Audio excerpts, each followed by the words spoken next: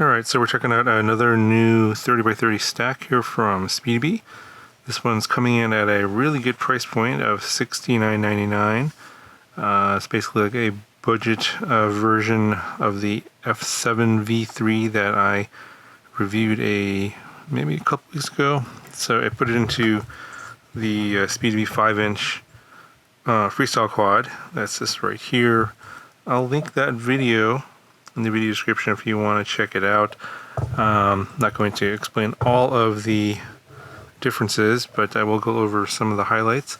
So this is an F405 V3, so I think, you know, they've had V2 previous generations of this stack, so this is the third version, and of course it's got all the fancy Wi-Fi Bluetooth stuff that you can connect to the SpeedyBee app. Again, I'll refer you to the F7 V3 video if you want to see a demonstration of how to connect to the flight controller via the smartphone app. I did that in that video, so I'm not going to be doing that in this video. I'm not going to be showing any flight footage because I don't have time to put this into a build at the moment. But if you have any suggestions on what you'd like to see this in, obviously this is probably targeting some sort of 5-inch racer or freestyle, but you know, maybe at a lower cost point. So we got a F405 flight controller, 30x30, USB-C port here, and then we've got the 50 amp 4-in-1 ESC. This is a BLHeli S, not a BLHeli 32 ESC. And this has the TVS diode as well for voltage spikes. I believe the flight controller should have that as well. It's right there. But we'll go over all the little details here momentarily, and should come with all the same accessories. Yeah, so we get an XT60 connector with a 12 gauge wire. Not as many connectors in this one, so you have one here. It looks like it's for an air unit right there. That's for the DJI plug that's on the flight controller, and then you have one that goes from the flight controller to the ESC, so that's it for your connectors. So obviously this one doesn't have any of the plugs on the bottom. And you got your long M3 screws. You got a 1500 microfarad 35 volt capacitor, one of these really big ones, a couple extra gummies there, and some nuts. So pretty standard basic set of parts there. And just quickly talk about the ESC here. Nice big pads for your motor wires, and can't connect them on the bottom, just on the top. So yeah, they're nice good size.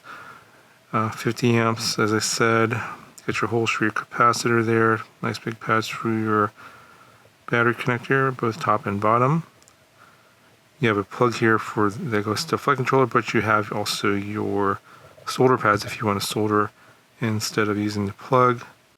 So I'm told that this comes with BLHeli S firmware, not BlueJay firmware like I think in previous versions of this setup.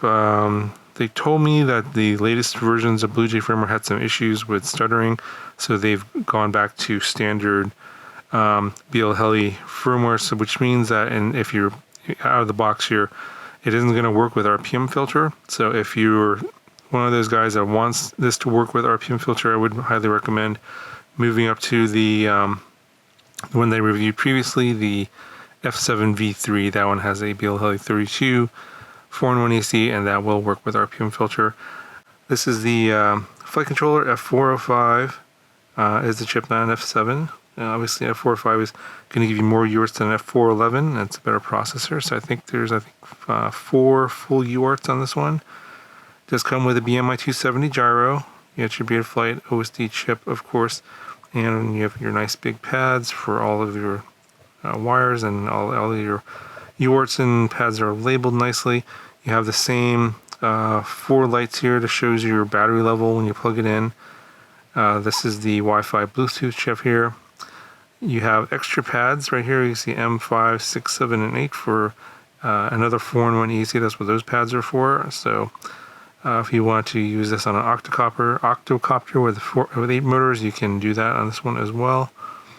It does have power out here for this UART 6. This is for GPS. So if you have a GPS on this quad, you can plug it in via USB and it'll power the GPS if you want to get a lock without powering on the quad. And you also get another USB live pad over here. That's going to be for your receiver. I'll put a wiring diagram here up here on the screen so you can check out how to wire it up. It's on the product page, so link will be in the description if you want to take a closer look at that or higher resolution image.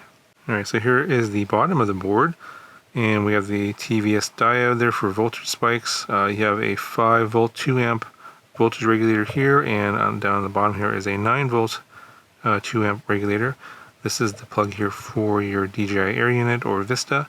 So basically you can use a plug that it comes with, or you can cut off the end of that plug and solder it to a Vista if you want to use that. You have a micro SD card slot here instead of the built-in 500 megabytes of flash data that's on the F7 version. The F405 version comes with a micro SD card slot, and of course, you know, Betaflight can recognize up to a 4 gigabyte card. They do have a warning on the product page about using the correct Class 10 cards that'll work with this correctly. Apparently, there were issues with that on previous generations where I guess people were using slower cards and they weren't getting correct data written to the card.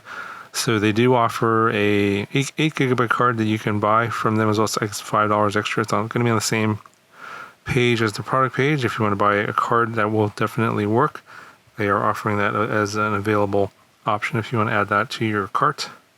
Okay, that's it for the bottom of the board. And obviously no other plugs here for other stuff other than the foreign AC and the DJI Air unit. So you do have these little solder pads here on the corner, and this is for their LEDs. And actually this is the same LEDs that they sent previously. It's got the same plugs. This is just in the packaging. These were the ones that are on the back of the arms on that this 5-inch build. And you can see here on the F7 board you have these plugs. You can just plug them in. So it has plugs for all kinds of stuff on the bottom of the board. Obviously, you'll have to cut this end of the plug off and solder it onto the corner to use it with the F405 board. But yeah, these are the same LEDs. You can program these, of course. That if you want to see what they look like, check out that other video. But you can basically cut off that end of the plug, solder to these 3 pads here. They're on the corners, and then you can put those on your arms as well. Alright, so quickly here is what the boards weigh. The flight controller is 10.3 grams. The 4-in-1 AC is 14.7, so this is of course with nothing soldered onto it, 25 grams total. So this is probably going to be on pre-order when I release this video, and I believe it's going to go on sale for shipping around the 16th, the 15th or 16th of September. So if you're wondering when it'll be actually shipping, it's probably going to be a few days from the time you're watching this video. If you're watching this in the future, of course, it's past September 15th, it's probably already shipping, so go ahead and check that link down in the video description. If you have any suggestions on what you'd like to see this in, do let me know in the comments below. But that's going to do it for this video. Links down in the video description if you want to check this all out. I'll talk to you guys in the next video. Okay, so if you guys made it to the end of the video, I did not put the word giveaway in the title just so that all the giveaway trolls will go away. But SpeedyBee is sponsoring a giveaway of one of these stacks, and there'll be a form down in the video description to enter for the giveaway, and the rules for the giveaway will be on that entry form. So please make sure you qualify before entering, because I know a lot of people tried to enter previously and they weren't qualified. So be aware that you need to be qualified if you want to enter the giveaway correctly.